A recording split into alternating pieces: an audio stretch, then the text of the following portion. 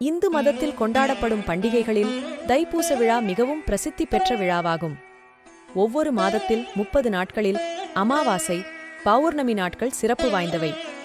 இதில் ஒவ்வொரு மாதமும் பௌர்ணமி ஒரு குறிப்பிட்ட நட்சத்திரத்திலேயே வரும். உதாரணமாக சித்திரை சித்ரா பௌர்ணமி, வைகாசி விசாகம், ஆணி கேட்டை, ஆடி உத்திராடம், ஆவணி அவிட்டம், புரட்டாசி பூரட்டாதி, ஐப்பசி அசுவினி, கார்த்திகை கார்த்திகை, மார்கழி திருவாதிரை, தைப்பூசம், மாசிமகம், பங்குனி உத்தரம். இந்த நாட்கள் எல்லாமே சிறப்புமிக்க விழா நாட்களாகும். அந்த வழக்கப்படி தை மாதம் என்பது உத்தராயண காலத்தின் ஆரம்பம். அதாவது தேவர்களின் பகல் பொழுது என்பதால் தை மாதம் அவர்களுக்கு காலை பொழுதாகும்.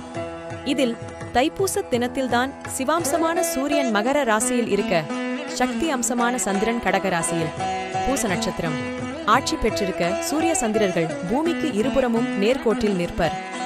அறிவியல் ரீதியாக பௌர்ணமி என்பது என்ன என்று நமக்கு தெரியும். சூரியனுக்கும் பூமிக்கும் நடுவில் சந்திரன் இருக்கும்.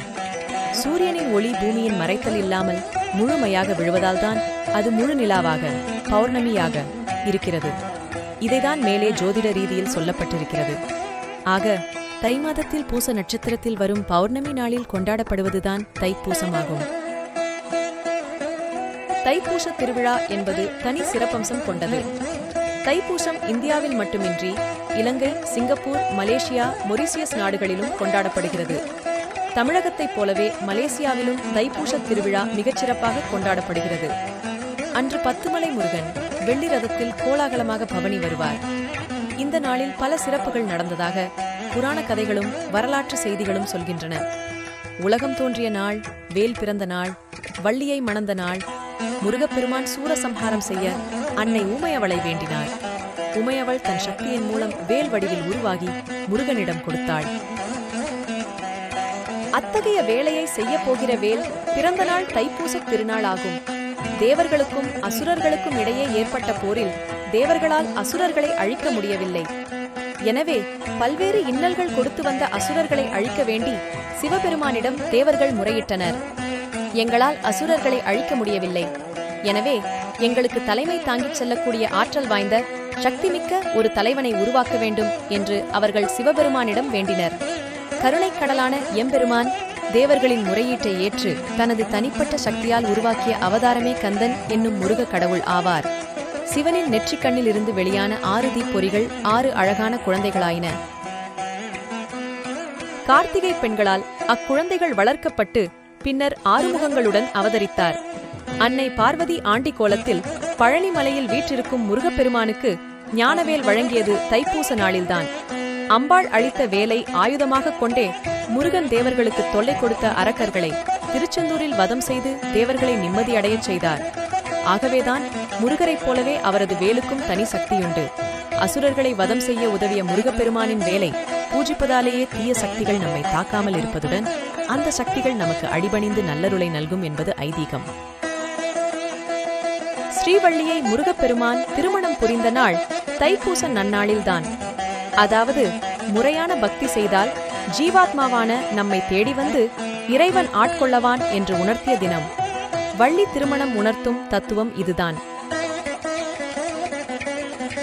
புலிகால் முனிவரான வியாக்கிரபாதர், பதஞ்சலி முனிவர், ஜைமினி முனிவர் ஆகிய மூவருடன் 30 முக்கோடி தேவர்கள், முனிவர்கள் என அனைவரும் தரிசிக்கும் வகையில் உமையவளுடன் இறைவன் நடனமாடினார். இறைவனுடைய ஆடலே உலக இயக்கத்தை நடக்கிறது என்பதை உணர்த்தி மனிதனின் கர்வத்தை போக்கிய சம்பவம் நடந்த தினம் இத்தைப்பூசம். பூச நாளின் பிரதான தேவதை குரு பகவான். கோள்களில் ஞானம் தருபவர். அதுபோல் நட்சத்திரங்களில் பூச நட்சத்திரம் சிறப்பு வாய்ந்தது. ஆதலால் தைப்பூசத்தன்று புனித தீர்த்தத்தில் நீராடி குரு பகவானை, குருவின் குருவான ஸ்ரீ தட்சிணாமூர்த்தியை வழிபடுவதால் கல்வி ஞானத்தில் சிறந்து விளங்கலாம். ஆக ஞானம் தரும் நாளாக விளங்குகிறது. முருகனுக்கு உரிய தைப்பூச திருநாள் இந்த ஆண்டு வரும் ஜனவரி 25ஆம் தேதி, அதாவது தை மாதம் 11ஆம் தேதி பெளர்ணமி திதியுடன் இணைந்து வரும் பூசம் நட்சத்திரத்தில் கொண்டாடப்படுகிறது. தைப்பூச விரத முறைகள்.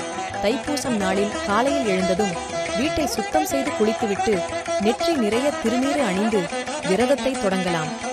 வீட்டில் விளக்கேற்றி தெய்வங்களை வழிபட்டு, குறிப்பாக முருகப்பெருமானை வழிபட்டு கந்த கந்த சஷ்டி கவசம், கந்தர் அலங்காரம், கந்தர் அனுபூதி, திருமுருகாற்றுப்படை, திருப்புகழ், கந்த கலிவெண்பா உள்ளிட்ட முருகப்பெருமானுக்கு உகந்த பாடல்களை காலையிலிருந்து மாலை வரை படிக்கலாம்.